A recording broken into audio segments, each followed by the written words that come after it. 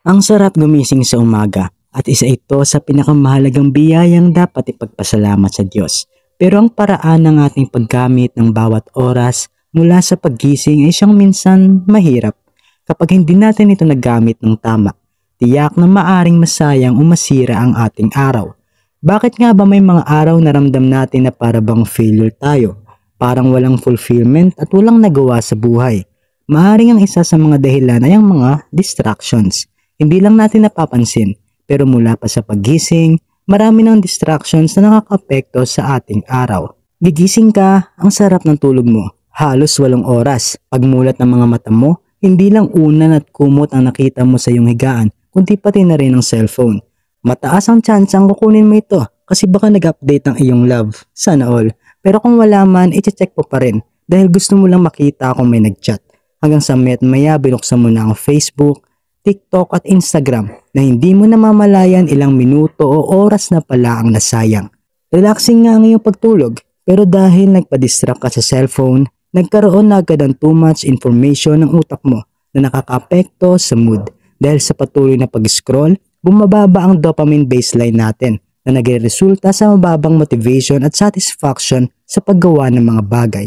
So ano nga ba ang dapat gawin para hindi ma-distract sa cellphone o iba pang gadget pagising? Maaring bago ka matulog, ilayo mo na ang iyong cellphone kung saan hindi agad makikita. Para sa paggising, hindi ito agad ang una mong makikita. Kahit 30 minutes to 1 hour lang na walang cellphone pagising, ay malaking tulong na para hindi ka ma-distract, hindi maapektuhan ang iyong clarity, mood at motivation sa pag-accomplish ng mga bagay-bagay. Kapag nasubukan mo ito, dito mo marirealize, my mom is right, it's a damn phone. Tralalelo tralala. Ingay no? Yung sarap ng tulog mo, napapanaginipan mo na si crush tapos biglang may mga ingay na ganyan.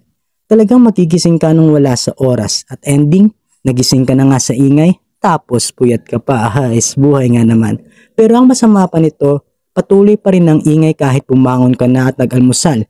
Maaring dahil sa malakas na speaker ng kapitbahay, naglalarong mga bata, nagchichismisan ng mga marites o mga ingay rin sa loob ng bahay.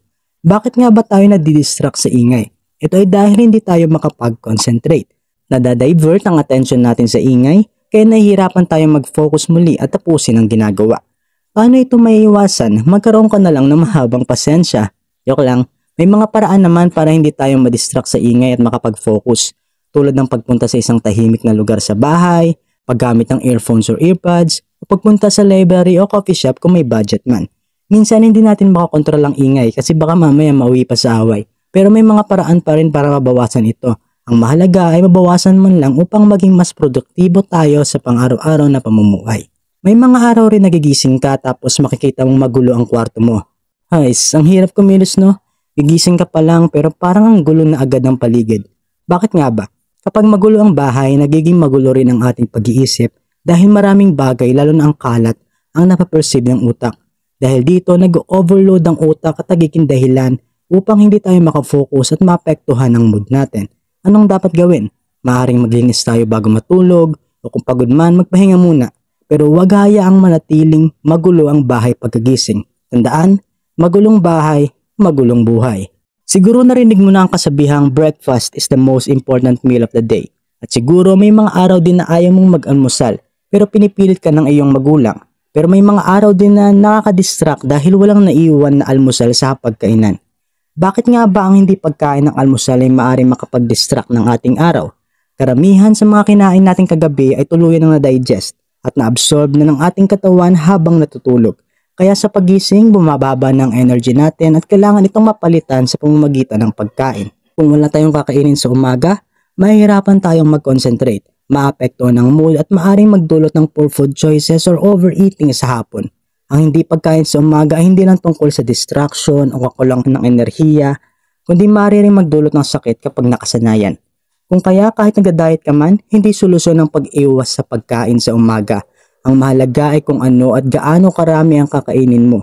Piliin ang pagkain may protina tulad ng itlog, carbohydrates tulad ng oatmeal at kung nagpa-fasting ka naman, ayusin lang iyong total eating window. At obserbahan kung anong oras ka nawawalan ng energy o nagiging distracted na.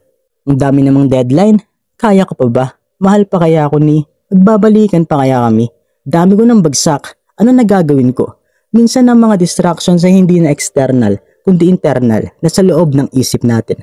Kapag negatibo agad ang iniisip pagkagising, mataas ang tsansang magiging negatibo rin ang buong araw mo. Dinidrain natin ang utak sa mga negatibong pag-iisip na nagbabawas ng motivation at focus. Kaya pagkagising, be mindful and grateful. Ipagpasalamat ang panibagong araw, ang pagkakataong mabuhay at mga biyayang ibinibigay ng Diyos. Mag-meditate, mag-journal at piliing maging positibo. Dahil sa kabila ng mga problema, alam natin na may Diyos tayong kasama na nagbibigay sa atin ng kakayahan at pag-asa. Sana may natutunan ka sa mga binahagi ko ngayon. Napakahalaga ng mga aksyon na ating isinasagawa mula pa lamang sa pagising dahil may impact ito sa ating buong araw kung paano tayo magpapatuloy. Kaya tara, simulan na. Mahirap o magulo man sa umpisa, ang mahalaga ay sumusubok ka. Kung may gusto ka pang i-share na makakatulong para mapabuti ang ating araw, i-comment mo lang sa ibaba.